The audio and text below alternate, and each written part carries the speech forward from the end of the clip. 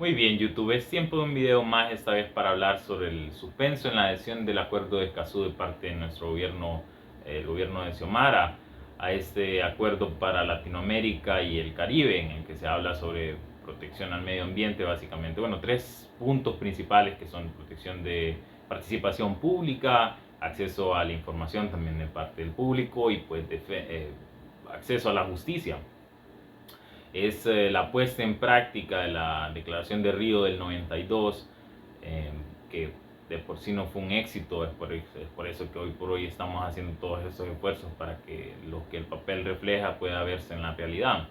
Pero sí, nuestro ministro de Ambiente, Lucky Medina, dijo que no se iba a ceder a la presión y que no se miraba como realmente un método eficaz de poder poner en práctica lo que se habla esto en el papel, diciendo también que son pocas y contadas las personas que están realmente comprometidas con esta causa, que si nos ponemos a pensar profundamente podemos decir son los recursos naturales que van a servir a generaciones futuras, y esta responsabilidad, que yo creo en el papel se le llama intergeneracional o algo así, termina siendo un bono a nuestra propia especie, por así decirlo, otra oportunidad.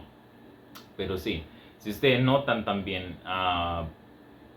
las opiniones de otros países que tampoco han estado firmado el acuerdo, o creo que no lo han ratificado incluso.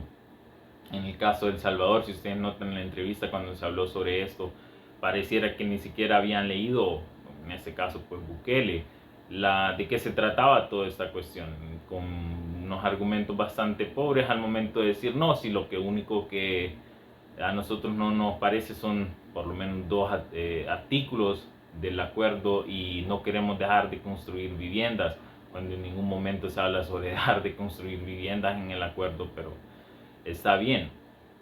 Hay que pensar también cuando se habla sobre hacer público esta serie de cosas. En este caso, pues yo creo que varias personas aquí han hecho pública su lucha y al mismo tiempo su imagen. Y eso, ese doble discurso termina afectándolos increíblemente. ¿Por qué? Porque hacen evidente, obviamente, que el gobierno no está, ni las corporaciones y empresas, de acuerdo con esto. La mayor parte han perdido la ética. A medida que se hacen más grandes se vuelven más estúpidas y más corruptas, y hacen que todos estos temas sean piedras en el camino. Más bien eso hace que terminen estos defensores en listas negras, haciendo más bien jugando su partida en contra más bien. Pero sí, cuando dice Berta, la hija de Berta, que hay que analizar esto, hay que crear un modelo, hacerlo público para que las personas puedan decir sí, de qué se trata y realmente cómo pudiese trabajar en la práctica, y ser prudente en ese caso, y al mismo tiempo compararlo con la ineficacia del convenio 169 de la OIT para derechos indígenas, si no estoy equivocado. La ineficiencia, que los tribunales no se lo tomen en serio por el hecho de no ser de carácter obligatorio, como tampoco lo es Escazú, hace que nos pongamos a pensar o que podamos predecir cómo funcionaría en este caso, el acuerdo. No tendríamos demasiada oportunidad para hacerlo realista. Lo mismo como dijo Lucky, si no han existido, ya sabemos qué personas están al 100% en esta lucha, en esta causa. No vemos ningún futuro de poder acordarlo. Yo pienso también, tenemos el derecho a la duda. Hay que recordar siempre, las Naciones Unidas son obviamente una serie de globalistas que tienen esta idea de convertir en el mundo en una gran aldea global, con la cual significa estas corporaciones terminan lucrándose todavía más de los trabajadores, individuos, personas, no importa, no les interesan que sean. Siempre y cuando pueden obtener todo ese gran porcentaje de la eficiencia del trabajo de cada uno de nosotros, ellos están felices. Lo pueden hacer por medio de ONGs, lo cual sabemos aquí en Honduras existe una lista grande que se prestan a la corrupción. Así que se nos da el motivo suficiente como para poder dudarlo. Yo pienso, al menos de las campañas que he visto en internet, no han sido suficientes como para poder despejar algunas dudas que tengo. Si notamos también de las personas que también han hecho público de la derecha latinoamericana, estaba viendo unas opiniones de María Fernanda Cabal, que también es una extrema derecha, si no me equivoco, de Colombia, en la que estaba completamente en desacuerdo con esta causa al decir una serie de desinformación, de hecho, porque si verificamos en el papel en ningún momento se habla sobre abandonar la soberanía del Estado a sus propios recursos naturales. Nunca se habla sobre eso, lo cual en ese caso esta política colombiana estaba diciendo que así era.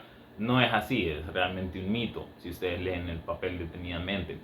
Cuando se habla sobre demandar o la posibilidad de demandar al Estado ante la Corte Interamericana de Derechos Humanos en Costa Rica, ¿cómo pudiese estar mal eso? ¿Cómo, si el Estado es corrupto, si una organización también es empresa, es corrupta y se abre la posibilidad con anonimato y protección a las personas que están denunciando a hacer efectivo toda esta serie de legislaciones ambientales y que se pongan en práctica, que se les procese, se les multe tanto como sea posible por sus consecuencias de actos nefastos y no éticos?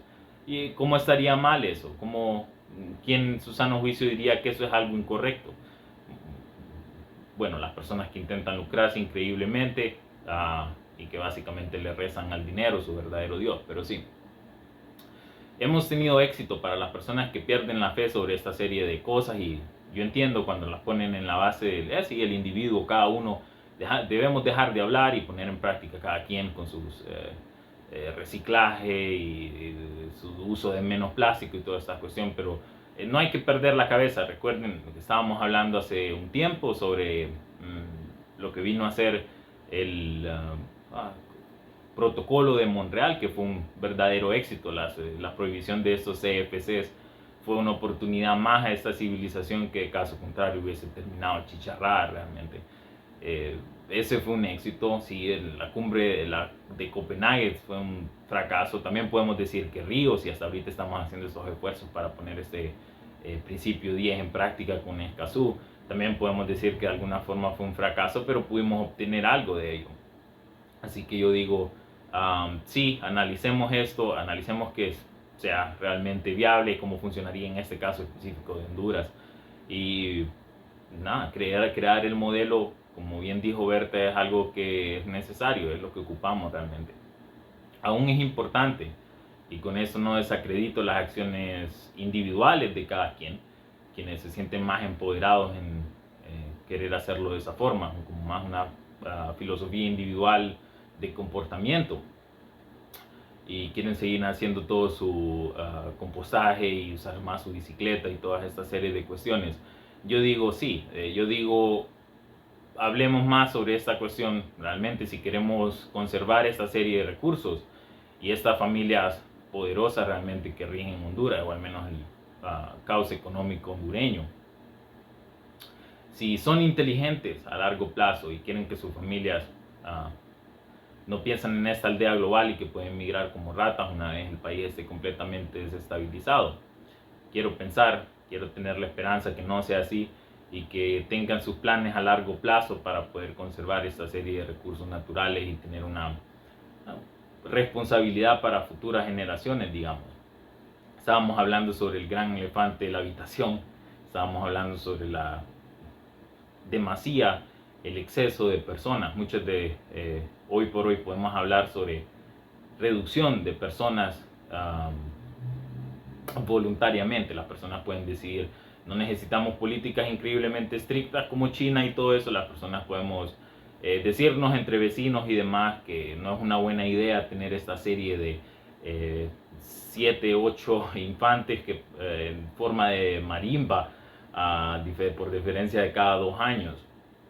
Al mismo tiempo son bastante costosos y el mundo no necesita más gente, así que si las políticas públicas no son capaces de poder implementarlo, podemos decirle a Pedro, Juan y demás que no es una buena idea tener esta gran cantidad de personas, al igual que obviamente sería más justo que todas estas concientización y al mismo tiempo acceso a estos dispositivos que permitan a las personas tener mucho menos hijos. Incluso bonos para poder incentivar serían una excelente idea, pienso yo. Pero en resumidas cuentas, hasta lo más que podemos aspirar hasta ahorita es intentar hacerlo individualmente en nuestra propia parte. Así que yo digo sí, para las personas que también dicen dejemos de culpar y hagamos el trabajo, bueno, yo estoy de acuerdo con ustedes, hagamos el trabajo de tener menos gente. Menos gente significa menos uso de recursos y al mismo tiempo obviamente necesitamos tener controlados a nuestros, como bien explican las personas que entienden cómo es el juego, a nuestros banqueros increíblemente ávaros que terminan, bueno, explotando el país y vendiéndolo a pedazos con el extractivismo. Eso sería de ayuda con el acuerdo de Escazú. Así que es posible. Sí, yo digo, sí, puede ser esto una base de derechos para un futuro. No pareciera que fuese que terminase tan mal, esperemos, si llega a adherirse el país al acuerdo. Así que sí, yo digo, hagamos el modelo del cual habla Berta y veamos después de qué se trata.